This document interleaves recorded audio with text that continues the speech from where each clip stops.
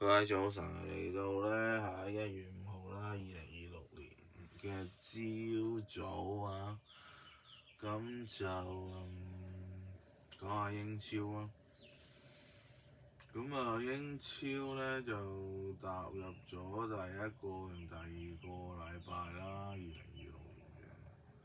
咁其實排名呢係有啲分別咗啦，前五位。咁啊，阿仙奴第一位呢又拉開翻啦。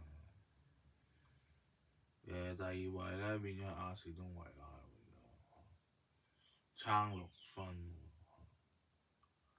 咁係啦，維拉啊來勢洶洶。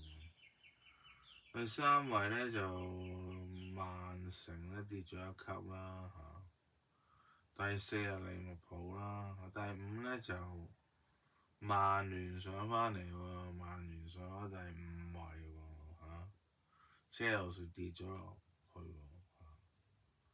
咁呢啲都係一啲會影響波衫銷情嘅消息嘅，咁可能啲人又會買翻多啲曼聯啊，係咯，或者買維拉咯